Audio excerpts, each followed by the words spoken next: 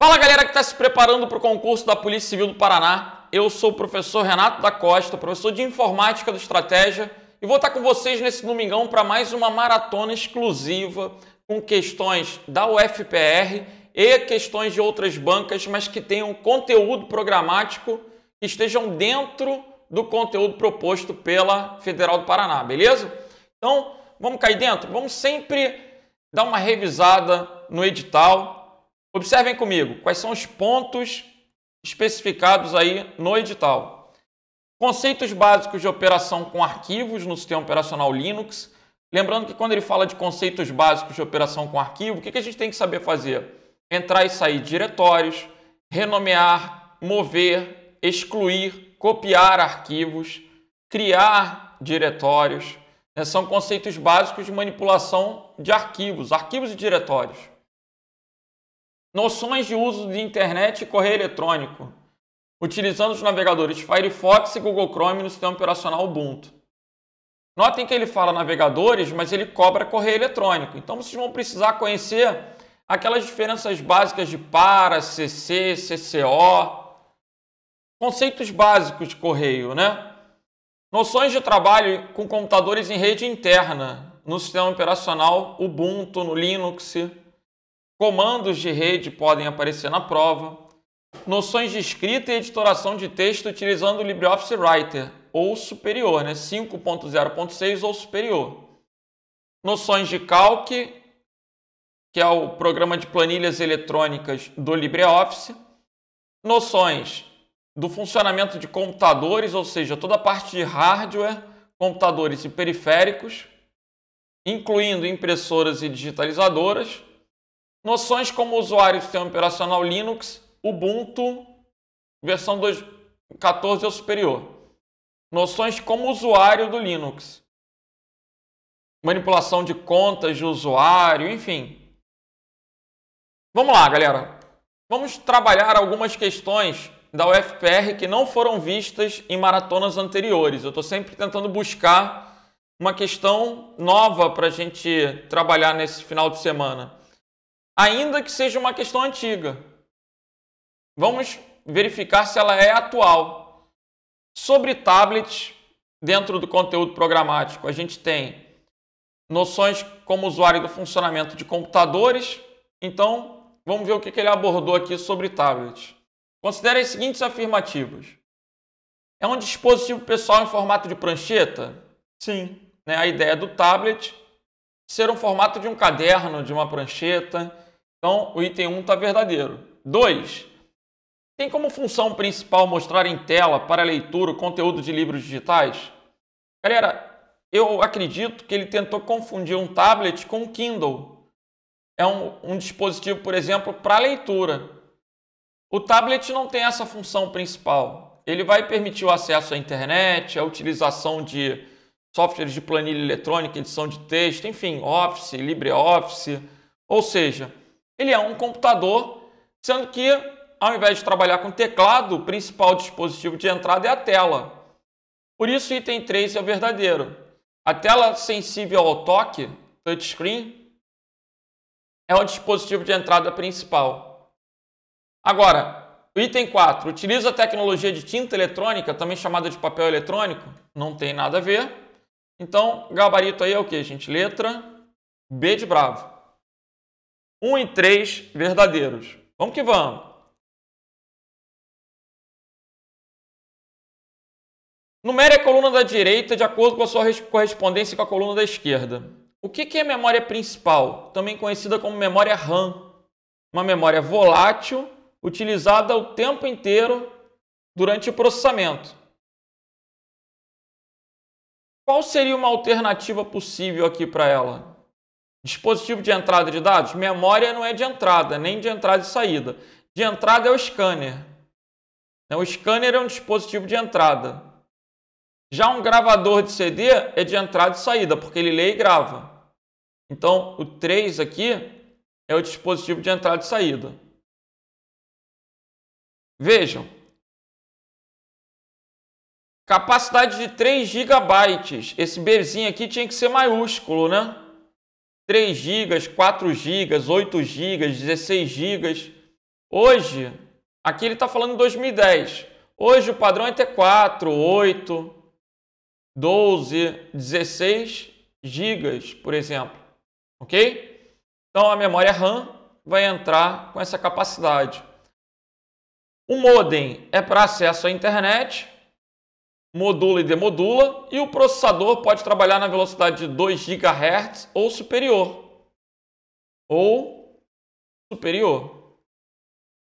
Ok? Valores até 4 GHz são aceitos. Como é que ficou aí?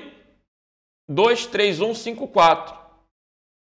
23154, gabarito letra E. Vamos que vamos. Sobre o funcionamento de computadores e periféricos, considere a afirmação abaixo. A capacidade de armazenar informações em um HD é medida em gigabytes. Em 2010 isso era verdade. A gente tinha um HD lá de 500 gigabytes, 800 gigabytes. Hoje, atualizando a questão para 2020, a gente pode pensar em terabytes. A gente vai ter 1 terabyte, 2 terabytes para o tamanho de um HD. Então, eu vou considerar o item 1 verdadeiro à luz do ano da questão, 2010. Mas lembrando que hoje seriam o quê? Muitos gigabytes. Hoje, inclusive, o HD ele está sendo substituído pelo SSD. O SSD é muito mais rápido que um HD. E aí o bacana é saber que o SSD, por ser mais caro, tem capacidades menores, tornando o item 1 atual. Olha que interessante. SSDs atuais têm 120 GB, 240 GB, 460 GB, 480 GB, perdão, 960 GB. Então, essas são capacidades atuais para o SSD, que é o sucessor do HD. Enquanto o HD magnético tem 1, 2 terabytes e é mais barato, o SSD, que é sólido, de memória flash, gente, SSD é a vedete de hardware hoje em concurso. Então, vocês têm que conhecer. O SSD ele é 10 vezes mais rápido que um HD. É muito rápido, muito rápido. Só que é caro. Por isso, a capacidade dele é o quê? Menor. Ainda é medida em gigabytes. Então, acho que melhor do que corrigir a capacidade de armazenamento é corrigir o conceito aqui de disco rígido. E considerar o quê? O mais moderno, que é o SSD. O SSD tem capacidade medida em gigabytes. Legal? E o HD já está em terabytes. Item 1 é verdadeiro. Se o item 1 é verdadeiro, eu já vou riscar a B e a D. Item 2. Pendrive é um dispositivo somente de entrada? Não, galera. Eu posso gravar no pendrive.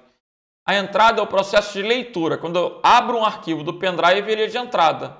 Mas quando eu gravo, é de saída. Então, o pendrive é de entrada e saída. Input e output. I/O.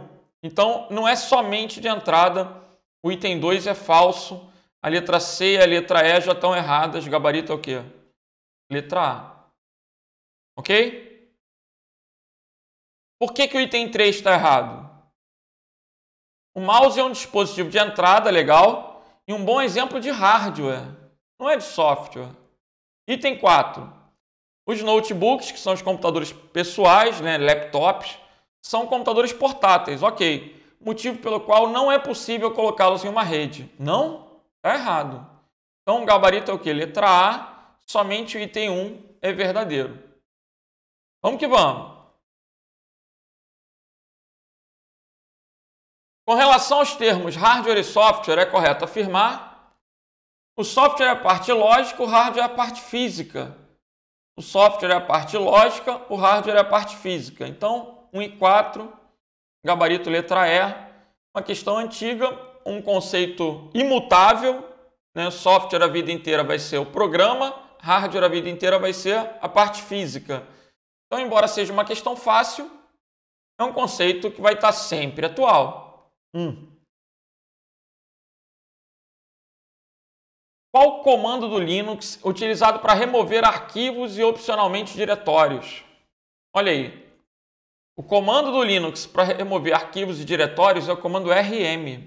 Del é no Windows, que não cai na Polícia Civil do Paraná. Delete é a tecla que a gente tem lá para apagar caracteres, por exemplo. Erase também era no Windows. Então, rm, que é a abreviação de remove, é o comando utilizado no Linux para apagar arquivos e pode trabalhar de maneira recursiva apagando o quê?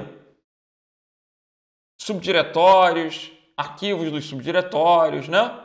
Então, é possível utilizar o rm para remover arquivos e diretórios. Existe rm e existe o rmdir. Eu tenho que escrever com letra minúscula, porque vocês têm que lembrar na prova que todos os comandos do Linux são escritos com letra minúscula. O rmdir apaga diretórios vazios. Ok? E o rm pode apagar arquivos e diretórios cheios, vazios, enfim. O gabarito aí é o que, gente? Letra E. Diretório é o mesmo que pasta, né? No Linux a gente usa essa terminologia, diretório. Vamos lá para a Prefeitura de Balsa Nova, concurso 2011. Qual a extensão padrão dos arquivos gerados no Writer? Lembrando que Writer é o editor de textos. ODT é a extensão padrão. DocX é a extensão padrão do Word 2007 em diante. Embora não caia na prova, você tem que saber que o LibreOffice é compatível com o Word, então ele consegue abrir nesses formatos. Do Word 2003. OTT é um arquivo de template. O que é um template? É um arquivo de modelo. Modelo do Writer. Enquanto o ODT é documento padrão, o OTT é template, modelo. Então, sempre que você vir OTS, OTP, você já pode inferir que é um modelo. Com S é do Calc, com P no final é do Impress. Está fora do edital. E RTF é o quê? WordPad. Então, o gabarito aí é letra A de alfa. Vamos que vamos. No LibreOffice Calc, que ferramenta rastreia as dependências das células de fórmula atual nas células da planilha? Rastreia é o detetive. Vamos ver como é que funciona o detetive? Vamos. Vou entrar no Calc.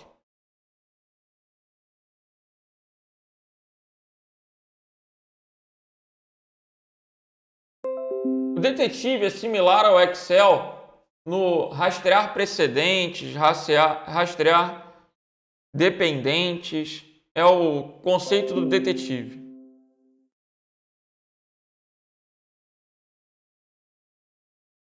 Vamos imaginar que eu tenho aqui, por exemplo, o valor do dólar. O dólar está 5,20.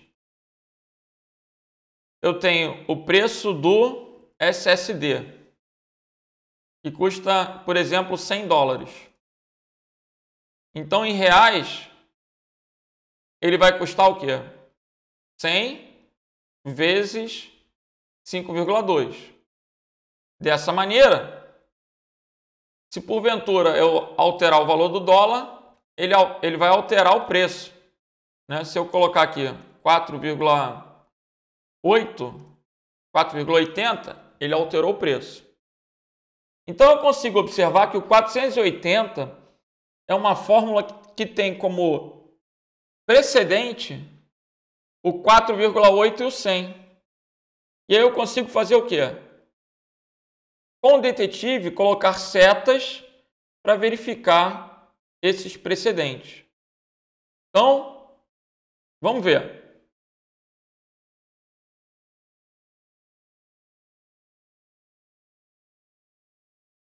Olha lá, menu ferramentas, detetive. Rastrear precedentes, rastrear dependentes. Nesse caso, ninguém depende do 480. Eu vou ver os precedentes só. ele está me mostrando com as bolinhas que 4,8 e 100 foram usados para formar o 480. Legal? Então, esse é um indicativo aí de que as células B1 e B2 foram usadas na construção da célula B4. Há várias questões interessantes com o uso do detetive que podem aparecer na prova. Principalmente questões perguntando se alterar o valor de B1, se alterar o valor de B2, vai alterar o valor de B4? Se você está vendo esse rastreio, você consegue inferir que sim. B1 e B2 são precedentes de B4. É o que o gráfico está tentando indicar com o detetive. Vamos voltar. Gabarito aí é o quê? Letra C de Charlie. Agora, há opções importantes e interessantes, como por exemplo no atingir meta. Vamos ver se atingir meta? Vamos tentar dar uma olhada. Imaginem que eu tenho aqui, ó, uma taxa de juros, um valor de aplicação mensal. Vou colocar aqui. Vou colocar aqui o Shift Enter. Ctrl Enter, Ctrl Enter. Para poder quebrar a linha dentro da célula. Aplicação mensal. E períodos. Seria os meses. Então, imagina o seguinte. Eu vou aplicar na poupança taxa de 0,5%, R$1.000 por mês, durante 120 meses. Quanto eu vou ter no final dessa aplicação? O cálculo tem funções financeiras que vão permitir calcular um valor futuro. E aí eu vou colocar a taxa, VF é a função do valor futuro, a taxa, o número de períodos e o valor de pagamento. Lembrando que o pagamento vai ser negativo, né? Porque todo mês eu vou tirar do bolso o pagamento. Legal. Aí ele vai me mostrar, ó, a tralha é um indicativo de que esse número é muito grande para ser exibido. O que eu vou fazer? Aumentar a largura da coluna para exibir o número. Então, eu vou ter R$163 mil se eu aplicar R$1.000 na poupança durante 10 meses. Ou melhor, durante 10 anos, né, que seriam 120 meses. Agora, a minha meta é chegar a 200 mil. Como é que eu posso fazer?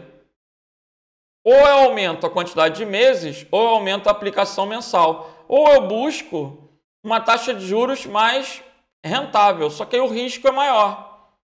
Então, eu tenho 3 variáveis aí.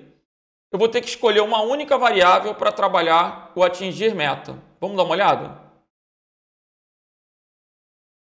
Olha aí. Ferramentas. Vamos selecionar a célula que tem um valor.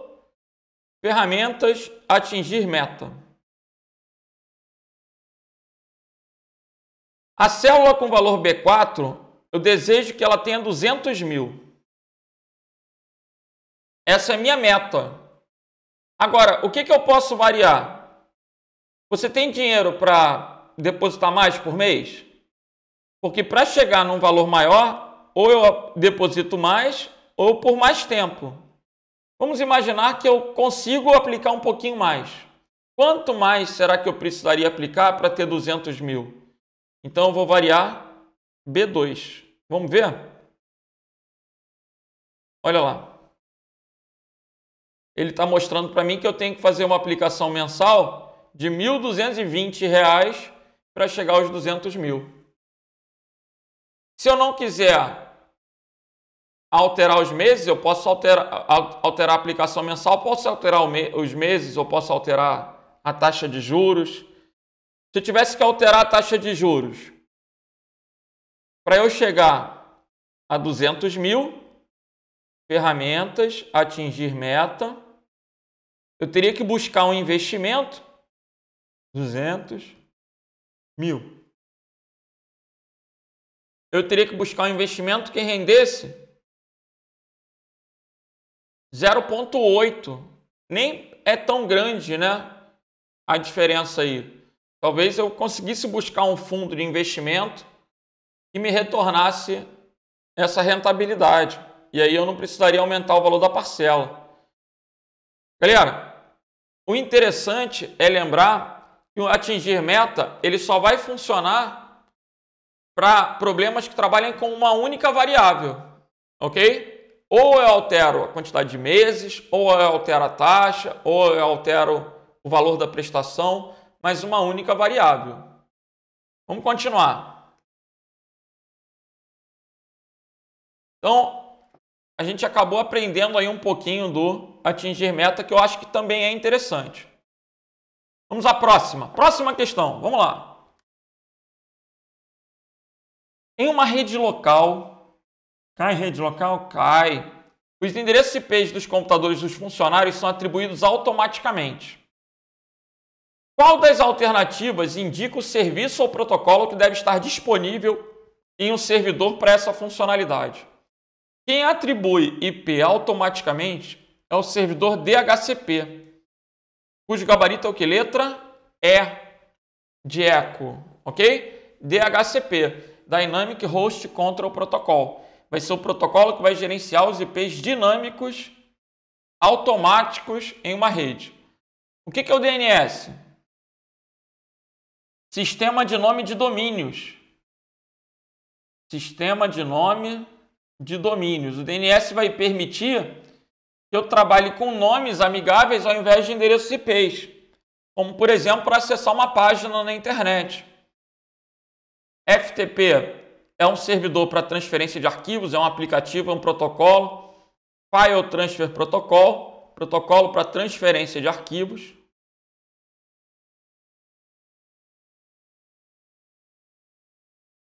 Transferência de arquivos.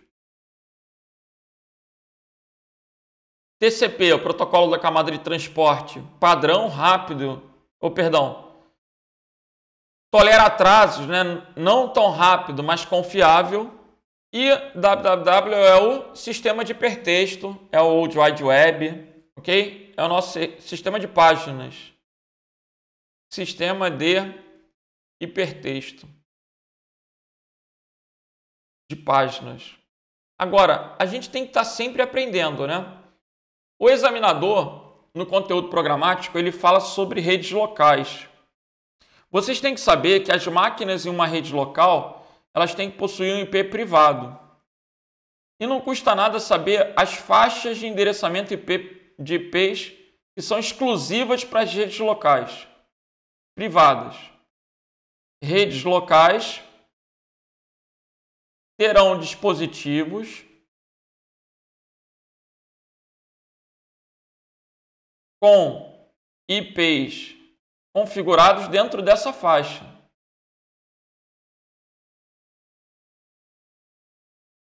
Vale a pena.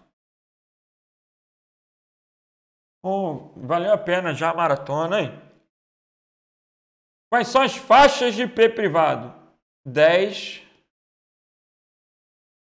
172.16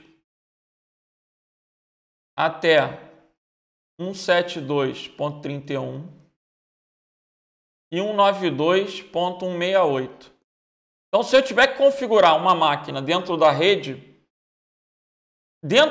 local, necessariamente a máquina vai estar configurada com um desses IPs. Se tiver algum outro IP, vai ser IP da internet, por exemplo. E aí, não é dentro da rede local, é na rede mundial. Então, saibam que o X aí assume qualquer valor de 0 a 255, né? Então, pode ser de 10.000 até 10.255.255.255. São os octetos binários. O IP ele é formado por 4 números que podem variar de 0 a 255.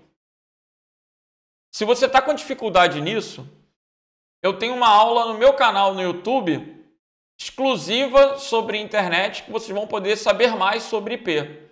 Agora, o pulo do gato, eu estou passando aqui, que é esse papo dos IPs privados, ok? Saibam que ao configurar uma rede local, cada máquina vai ter que ter um IP exclusivo. Mas a máquina vai ter que ter um IP dentro dessas faixas. Então é comum a gente colocar um 92.168.0.1, um 92.168.0.2, isso aí numerando as máquinas com IPs em sequência e um prefixo 92.168. Por quê? Porque é um prefixo de IP privado. É o mais comum, é o mais popular. Você tem que saber. Legal? Então, vamos voltar. Tira um print da tela. Vamos nessa.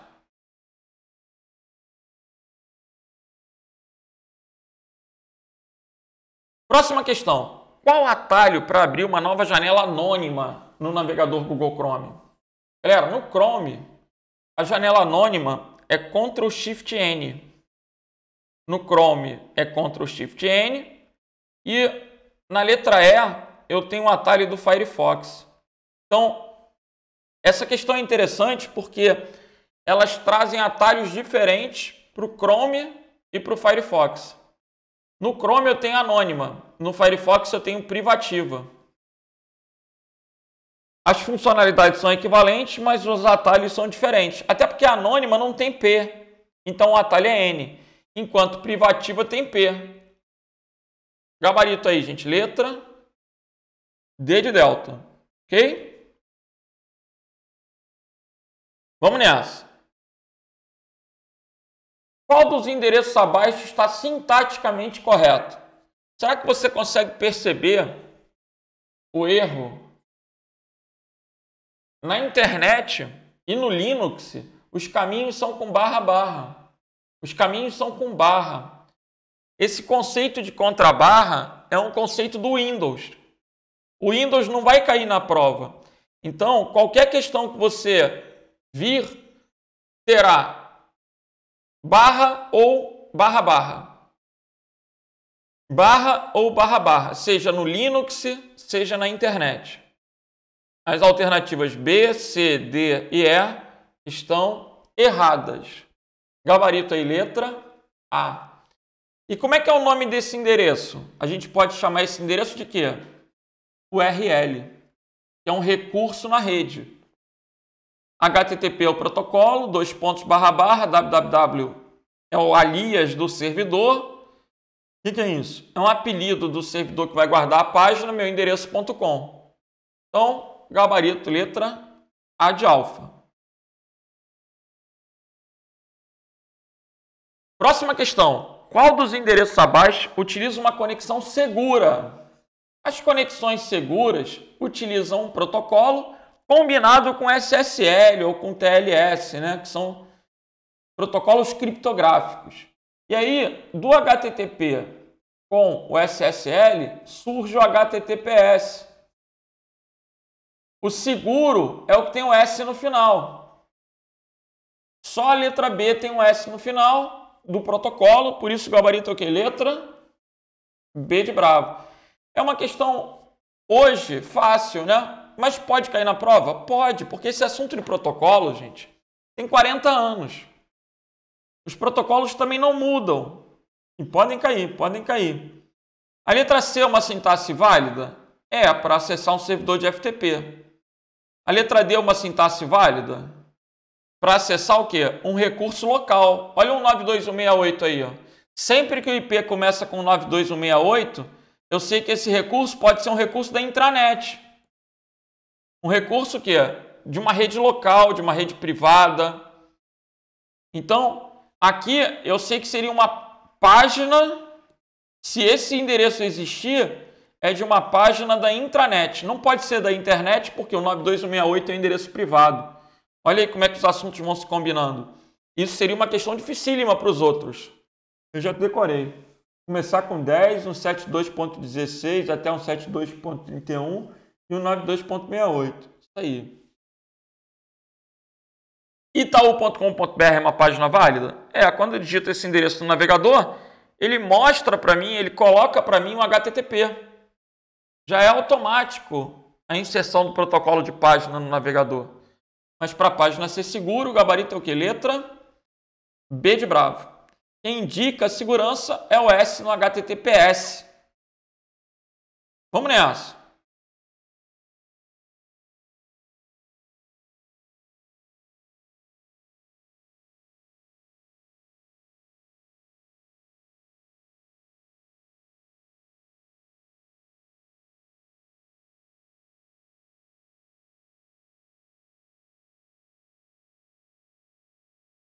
Provinha de 2009. Já foi, gabarito letra B. Vamos para a próxima. Beleza. Observe os dados inseridos em uma planilha do editor Calc em português Brasil, representados na figura a seguir. Após aplicar a função digitada na célula C2, o resultado apresentado deverá ser... Vamos ver. A célula C2 traz para mim a função mod de A2 e B2. O que faz a função mod? Calcula o resto da divisão. Resto da divisão. A2 vale 8. B2 vale 3. Então, 8 dividido por 3. Você pega o primeiro número e divide pelo segundo número. A função mod sempre vai ter dois argumentos. Então, 8 dividido por 3 vai dar 8 dividido por 3 vai dar 2 e vai sobrar 2. Correto? O que sobra é o mod. O que fica é o quociente. Existem essas duas funções, mod e quociente. Então, o gabarito aqui é o quê, gente? Letra B de bravo. Cuidado, né? Porque o examinador pode sugerir que mod lembra moda. Mas a função calcula moda é a função modo. Feia, né? Modo calcula moda. Modo calcula moda no calc. E mod calcula o resto da divisão. Então, o gabarito aí é letra B de bravo.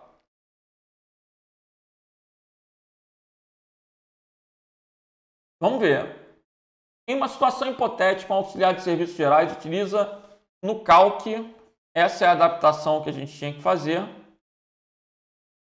para realizar o controle de estoque de produtos. Na coluna C da imagem apresentada a seguir, existem fórmulas que calculam automaticamente a situação de cada produto, cuja regra de negócio é o seguinte. Os produtos que tiverem a quantidade de estoque menor ou igual a 5, devem emitir a mensagem estou acabando, estoque acabando. As demais situações devem emitir a mensagem estoque ok. Qual a situação do produto Guaraná na célula C2? Das seguintes alternativas, qual pode ser utilizada para obter o resultado correto conforme a regra de negócios apresentada? Então vamos lá. Observem aí. A função C, ela tem a seguinte sintaxe. Se, teste lógico, ponto e vírgula verdadeiro, ponto e vírgula falso. Quais são as possibilidades de teste lógico que eu tenho nessa questão? A regra de negócio fala menor ou igual a 5, estoque acabando. Então, o examinador pode colocar menor ou igual a 5, ou ele pode colocar maior que 5, aí o estoque ok. Ou ele ainda pode colocar menor que 6 e maior ou igual a 6. Apesar de que, para eu considerar isso só se eu estiver trabalhando com números inteiros. Mas é o caso, né? Porque quando ele fala em quantidade, quantidade não pode ser número real. Número real é usado para medição. Quantidade é número inteiro mesmo, né? Quantos guaranás eu posso ter? Eu não posso ter 2,5 guaranás. Eu poderia ter 2,5 litros. Né? Medição é número real, mas quantidade é número inteiro. Então, eu posso considerar qualquer uma dessas 4 lógicas no teste lógico. Se eu colocar menor ou igual a 5, o valor verdadeiro vai ser o quê? Estoque acabando. Se eu colocar maior que 5, o valor verdadeiro vai ser o quê? Estoque ok. Se eu colocar menor que 6, estoque acabando. Maior ou igual a 6, estoque ok. São as 4 possibilidades de teste lógico que eu posso ter na prova.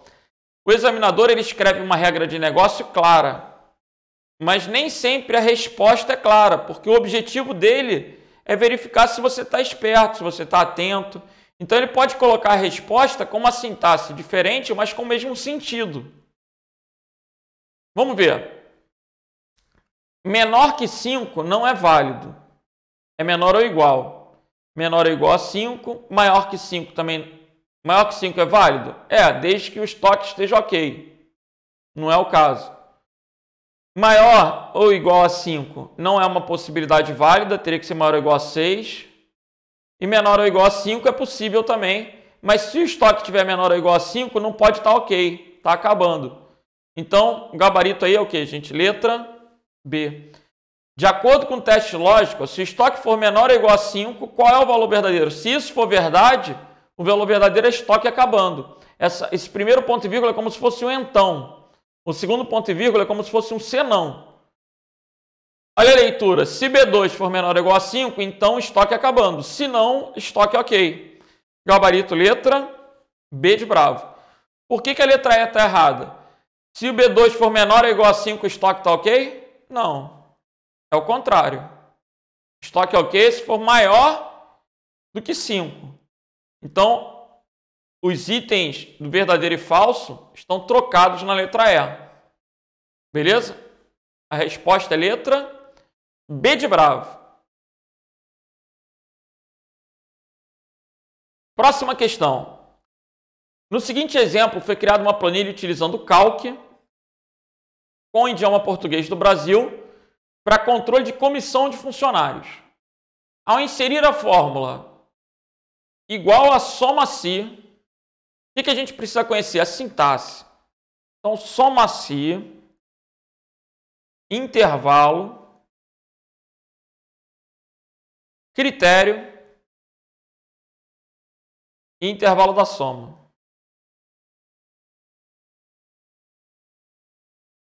Intervalo, critério e intervalo da soma. Observem que, nesse caso, o intervalo e o intervalo da soma são os mesmos. Então, a questão nem precisava trazer o terceiro argumento. O intervalo da soma, a gente pode considerar ele opcional. Quando que ele é opcional? Quando ele é igual ao intervalo do critério. Então, vejamos. A soma se não é para somar tudo, é para somar se. For maior que 100, maior que 100, maior que 100. 100 não é maior que 100, 101 é, 200 é, 100 não, 110 é, 99 não, 101 é. Então ele vai somar 101, 200, 110 e 101. 101, 202, 402, 512. Gabarito, letra E de eco. Ok? É a resposta da Federal da Paraíba. Letra E. Vamos à próxima. Prefeitura de São Bento do Sul. De acordo com a planilha Calc, considere os seguintes itens. Qual a função que retorna o valor absoluto de um número? Valor absoluto é o mesmo que o módulo do número, ou seja, é um número sem um sinal. Então, se eu colocar ABS de menos 5, dá 5.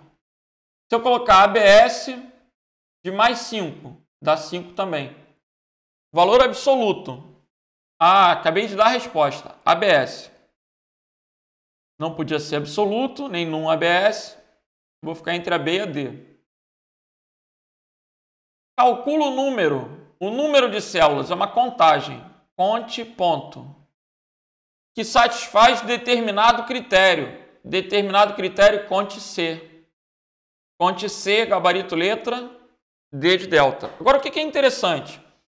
Ele trouxe uma função que é exclusiva do Calc. Calcula o número de dias, meses ou anos entre duas datas. Olha que legal. Se eu colocar, por exemplo, igual a hoje, e colocar aqui 23 06/1977. Se eu quiser saber quantos anos essa pessoa tem, tá chegando.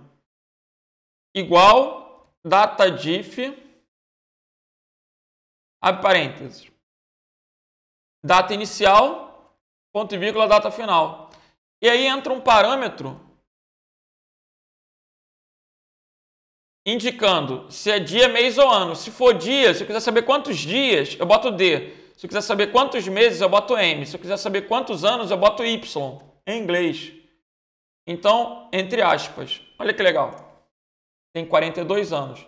O dia que mudar isso aqui, daqui a uma semana. Daqui a uma semana vai ter 43 anos porque vai ter feito aniversário. Então, se eu alterar isso aqui para não. D de day, 15.710 dias. Se eu colocar M, ele vai me dar os meses. Então, o item 3 funciona dessa forma no Calc. Legal? Se testar no Excel vai ficar triste. Essa é uma questão que envolve uma função exclusiva do Calc. Vamos que vamos, vamos que vamos. Coloque a primeira letra de uma cadeia de texto em maiúsculo e todas as outras letras do texto depois de qualquer caractere diferente de uma letra, ele vai converter as outras letras para minúscula. Por que se usa isso, gente? Porque se eu deixo, por exemplo, uma pessoa preencher um formulário, vai ter aquele cara que vai colocar tudo minúsculo, vai ter aquele cara que vai colocar tudo maiúsculo e vai ter aquele cara que vai misturar. E eu não tenho no Calc uma funcionalidade tipo maiúsculas e minúsculas, como existe no Writer, sabe? De chegar aqui e formatar. Eu quero mudar para maiúscula. Eu quero mudar para minúscula. Eu não tenho essa opção. Não. Nem no Excel e nem no Calc. Olha lá. Eu não tenho essa opção. Aí, o que me sobra? Arrumar isso em uma outra coluna. Posso colocar aqui, tipo, minúscula, B1. Aí tudo vai ficar minúscula. Só que minúscula tem acento e o Calc é sensível a isso, né? Minúscula. Olha aí, tudo ficou minúsculo. Se eu colocar pri maiúscula, pri, ponto, maiúscula, ele pega a primeira letra e coloca a maiúscula. Não é A1, é B1.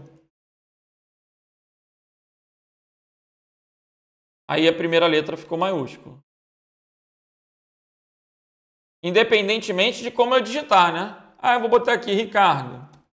Vou botar aqui, ó, Rodrigo. Ele corrigiu para mim. Então, quem atende essa questão de oficial do Corpo de Bombeiros Militar do Espírito Santo é a função pri maiúscula, ok?